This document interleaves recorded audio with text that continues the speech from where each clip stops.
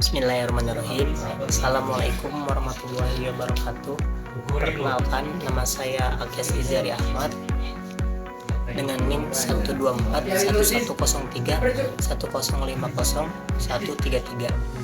Di sini saya akan memaparkan materi resensi yang sudah saya tulis sebagai tugas dari dosen. Yaitu di sini saya akan menjelaskan tentang chapter 1 Thinking about International Relation Theory. Sebelum memasuki materi, penting bagi kita untuk mengetahui bab-bab yang ada pada chapter 1 ini. Bab yang pertama yaitu pendahuluan, kedua definisi teori HI, hubungan internasional, yang ketiga pendekatan teori HI yang ada epistemologi, metodologi, dan ontologi, yang kelima sejarah teori HI, dan yang keenam peran teori HI, yang ketujuh level of analysis, kemudian yang kedelapan ada aplikasi THI. Memasuki materi yang pertama yaitu pendahuluan dan pengantar studi teori hubungan internasional. Teori hubungan internasional yang biasa disingkat dengan THI, tujuan utamanya adalah menyatukan pemikiran politik kuno, modern, dan kontemporer. Studi teori hubungan internasional juga memberikan pemahaman berbagai fenomena politik seperti perang, stabilitas antar negara, stabilitas yang dapat dicapai, kesenjangan sosial dan ekonomi, tatanan internasional yang tidak sesuai dengan keadilan. Studi teori hubungan internasional tidak hanya mencakup hubungan antar negara, tetapi aktor-aktor lain seperti organisasi internasional, perusahaan multinasional, organisasi lingkungan, dan kelompok kepentingan global juga terlibat dalam studi teori hubungan internasional ini. Kemudian memasuki materi yang kedua yaitu definisi teori hubungan internasional. Kata teori, dalam hubungan internasional, teori merupakan sebuah cara seseorang untuk memandang dunia agar lebih mudah untuk dipahami dan dimengerti. Untuk mengubah sesuatu menjadi lebih mudah dan dipahami, teori tidak hanya sekedar deskripsi, melainkan sebuah konsep yang digunakan untuk menjelaskan fenomena global. Kemudian, pendekatan teori internasional, yaitu ada epistemologi, metodologi, dan ontologi. Sebelum memahami teori HI lebih lanjut, penting bagi kita untuk mengetahui pendekatan-pendekatan yang terjadi teori HI terlebih dahulu, karena ini merupakan sesuatu yang besar. Dalam buku International Relation Theory karya Kaupi Marti dan Verity Powell R, epistemologi adalah cara kita mengetahui atau memahami pengetahuan tentang dunia. Contohnya seperti pendekatan empirisme, yaitu untuk mengetahui keadaan yang terjadi secara langsung, pengamatan secara mata kita sendiri. Jadi kita harus langsung terjun ke lapangan untuk mengetahui apa sih yang terjadi pada dinamika global ini. Kemudian yang kedua, pendekatan yang kedua itu adalah metodologi. Metodologi cara atau pendekatan melakukan dengan penelitian dengan menggunakan metode yang kuantitatif dan kualitatif. Dan yang ketiga adalah ontologi. Pendekatan ontologi yaitu cara pandang kita melihat realitas dunia secara keseluruhan, seperti struktur nyata yang mempengaruhi perilaku aktor, apakah itu benar adanya. Sebagai contoh, ada seorang teoritis HI yaitu Ernest B.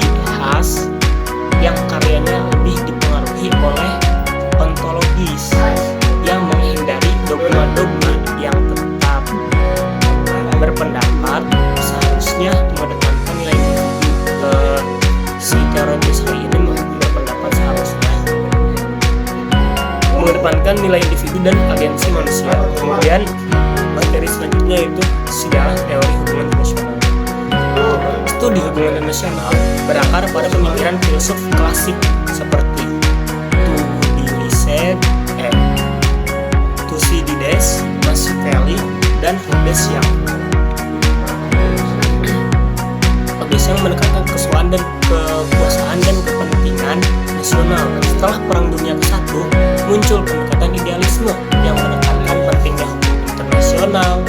diplomasi dan organisasi internasional dalam mencegah adanya perang.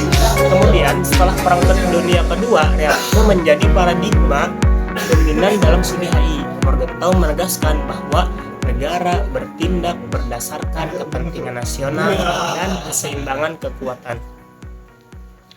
Kemudian, peran teori hubungan internasional.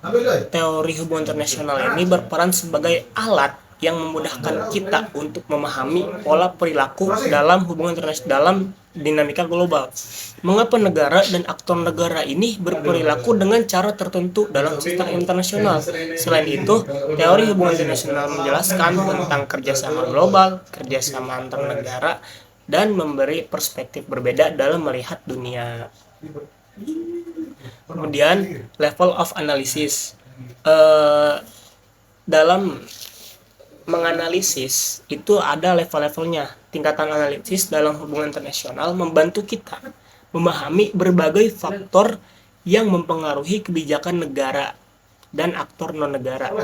Jadi suatu kebijakan sebelum diputuskan itu kita ada level of analisisnya. Tingkatan yang pertama yaitu tingkatan individu. Pada tingkatan individu ini berfokus pada peran pemimpin yang berpengaruh dalam membuat kebijakan. Faktor yang membuat pemimpin ini bisa berpengaruh itu faktor psikologis, kepribadian, keyakinan, serta cara pandang si pemimpin ini dapat mempengaruhi kebijakan, juga dapat memicu perang.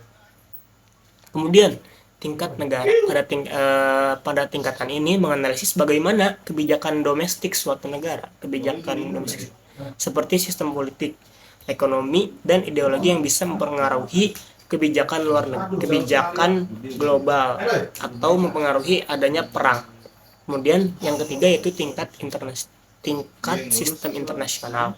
Pada tingkatan ini menganalisis bagaimana struktur internasional mempengaruhi kebijakan negara dan aktor non-negara.